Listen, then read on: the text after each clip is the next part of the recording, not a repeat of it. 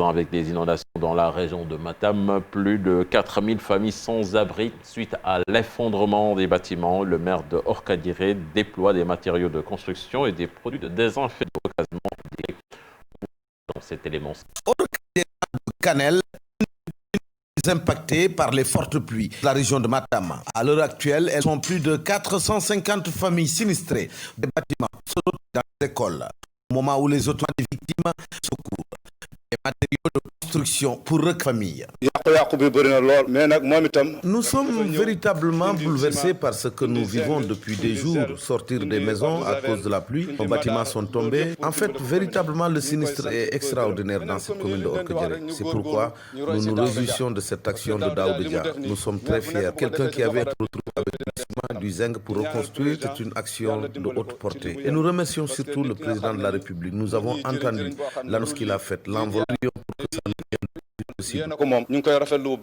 Une réaction de Daouda Dia, le député maire de Orkadiéré, qui tombe à l'heure selon le sous-préfet, qui l'inscrit en réaction de l'appel lancé dernièrement par le chef de l'État en faveur des sinistrés. Et aujourd'hui, rien que dans la commune de Orkadiéré, pratiquement, on se retrouve pratiquement à plus de 400 ménages impactés par ces inondations. Véritablement, beaucoup de bâtiments, en Banco surtout, ont été démolis. Et hier même, avec le gouverneur de la région, avec le préfet du département de Canel, on s'est rendu sur les lieux pour constater l'ensemble de ces dégâts-là. Et je pense qu'aujourd'hui, on peut féliciter M. le maire de la commune de Orkadiéré, l'honorable député, le premier questeur à l'Assemblée nationale, M. Daouda Dia, pour ce geste très réactif, ça il faut le dire, parce que dès l'instant qu'on lui a signalé qu'on a déjà enregistré quelques sinistrés, c'est à ce moment-là qu'il a déployé en tout cas cet important lot en ciment pour venir en aide à ces populations. C'est pour vous dire qu'il a compris en tout cas l'appel du président de la République pour venir en aide à ces populations. Mais du ciment et des zinc pour la reconstruction des bâtiments effondrés et des produits désinfectants dans tous les sites de recasement. Les sinistrés de Orkadiéré commencent à se soulager. La route Kolda-Carrefour-Ndiaye, dénommée l'axe du Pakao, a été bloquée ce dimanche par des manifestants. C'est pour exiger la lumière sur la mort de 3 jeunes à bord d'une moto Jakarta. Des centaines de jeunes ont paralysé le transport et ont brûlé les pneus. Ils accusent la gendarmerie d'avoir mis une corde sur la route pour des trafiquants. Malheureusement, 3 jeunes sont tombés sur ce piège. Des accusations rejetées par la gendarmerie. Bakary Kanté, Khalil Yamé. Des centaines et des centaines de jeunes du Pakao ont barré l'axe du Pakao, la route Carrefour-Ndiaye-Kolda, une paralysie totale du transport dans la région de Sédhiou pour exiger toute la lumière sur la mort des 3 jeunes à bord d'une moto Jakarta. Le Pakao a marché, le Pakao a crié, le Pakao a pleuré, mais on n'a personne désespérément pour essuyer nos larmes.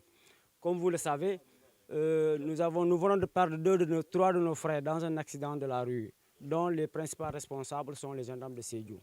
Depuis ce jour, on n'a pas cessé d'effectuer des va-et-vient d'ici à Sédhiou pour réclamer le PV de l'accident. Jusqu'au moment où je vous parle, on n'a pas eu satisfaction. La brigade de Sédhiou, par la voix du commandant Si, nous a affirmé récemment que nous ne pouvons pas avoir le PV tant que nous n'avons pas engagé un avocat. C'est inadmissible. Donc nous avons perdu 3 frères. Donc le lieu de l'accident n'était pas investigé. On n'a pas donc vu les gars qui sont là pour faire un peu le constat. On n'a pas vu les gars. Donc aujourd'hui, on est là derrière le PV. Et jusqu'ici, on n'a pas eu le PV. Donc toute la population est là pour donc demander ce PV et tout le Pakao est sorti pour montrer notre amertume. Ces jeunes en colère avec des brassards rouges ont brûlé des pneus. La circulation a été bloquée entre 8h et 11h. Nous avons vu donc la gendarmerie ce qu'elle fait dans la zone du Pakao. Donc tout le Pakao est là donc, pour lutter contre cette usurpation, pour réclamer enfin sa libération, sa justice, pour que justice soit faite pour ces 3 personnes. Donc nous sommes là, tout le Pakao est là. Et nous n'abandonnons pas le combat tant que nous n'avons pas vu le soleil de la justice se lever au croisement de Sumbundu.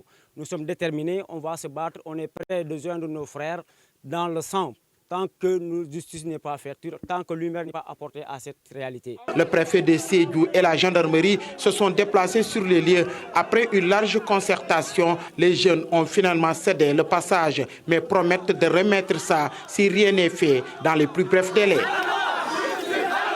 L'actualité internationale à présent avec vous, Mamadou Fall, direction le Mali, où la charte de transition a été adoptée à l'issue de 72 heures de concertation. Une présentation, donc, Cheikh Tidiane Diaw, de la charte à l'issue de 3 jours de concertation effectuée ce week-end. Le texte adopté prévoit 3 organes de transition, le président et son vice-président, le Conseil national regroupant 121 personnes. Dans le rapport, il est bien mentionné les conditions d'éligibilité aux fonctions de président et vice-président. Écoutons Moussa Kamara, rapporteur général des concertations. Tout candidat ou candidate aux fonctions de président ou de vice-président et de vice-président de transition doit remplir les conditions suivantes. Être une personnalité civile ou militaire, être de nationalité malienne d'origine, être âgé de 35 ans au moins et de 70 ans au plus, être intègre, de bonne moralité et impartial, être une personnalité de notoriété publique, jouir de ses capacités physiques et mentales, n'avoir jamais fait l'objet d'une condamnation pénale et être reconnu pour son engagement dans la défense des intérêts nationaux. Le Premier ministre et les membres du gouvernement doivent remplir les conditions ci-après. Être de nationalité malienne d'origine, jouir de ses capacités physiques et mentales, n'avoir jamais fait l'objet d'une condamnation pénale, avoir les compétences requises, être reconnu pour son engagement patriotique et être de bonne moralité. Aussi, le président de transition, le vice-président ainsi que les membres du gouvernement de transition ne sont éligibles aux élections présidentielles et législatives qui seront organisées pendant la transition. La durée de la transition est fixée à 18 mois à compter de la date d'investiture du président de transition. Les grands axes de la feuille de route et la charte de la transition ont été validés et adoptés par acclamation. Donc une durée de transition fixée à 18 mois. Souligner également que l'article 19 de la charte concerne particulièrement la junte et ceux qui ont participé aux événements allant du 18 août, date du coup d'État, à l'investiture du président de transition. Cet article stipule qu'ils bénéficient donc tous de l'immunité juridictionnelle. Ils ne pourront donc être poursuivis ou arrêtés pour des actes posés lors du coup d'État. Rappelons que selon la Constitution malienne, le coup d'État est un crime imprescriptible. Le M5, mouvement du 5 juin, n'adhère pas à l'adoption du rapport de la charte. La charte rendue publique après donc ces 3 journées de concertation ne reflète pas les points de vue et les décisions du peuple malien. Selon le M5, pour les membres du mouvement, la junte a une volonté d'accaparement et de confiscation du pouvoir à son seul profit. Suivons la réaction de Kadiatou Sow, ancienne gouverneure de Bamako et membre du M5 RFP. Ce que nous venons de constater nous inquiète profondément. Nous inquiète dans la mesure où ce qui était prévu, c'est que les rapports qui ont été produits dans les différents groupes, ces rapports font l'objet d'une synthèse. Et le document qui a été présenté ce matin dans la salle, ce document est censé être la synthèse de ces rapports des différents groupes. Ce qu'on constate, c'est qu'il y a eu une manipulation. Il y a eu une manipulation du rapport qui vient d'être présenté sous la charte. Et le M5 RFP ne l'acceptera pas. Il faut que ce document soit soumis à débat. Cette mise en scène, c'est une véritable mise en scène. Cette mise en scène qui consiste à venir remplir la salle des gens qui vont applaudir en disant que c'est approuvé alors qu'il n'y a pas eu débat, le M5 RFP ne l'acceptera pas. Pour nous, ce qui se passe, c'est très grave. C'est une tentative de confiscation du pouvoir par les militaires, par le CNSP.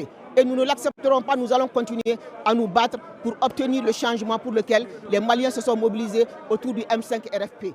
En Côte d'Ivoire, Henri Konan Bédié appelle au retour des exilés officiellement investis. Ce samedi, l'ex-président ivoirien appelle à l'union de l'opposition ivoirienne lors d'un meeting à Yamoussoukro. Il ambitionne d'ailleurs de revenir au pouvoir plus de 20 ans après avoir été renversé par un coup d'État. Bédié espère l'aide de Gbagbo et de Soro pour faire chuter Ouattara. On termine avec le décès de l'ancien ministre et député Bernard Debré.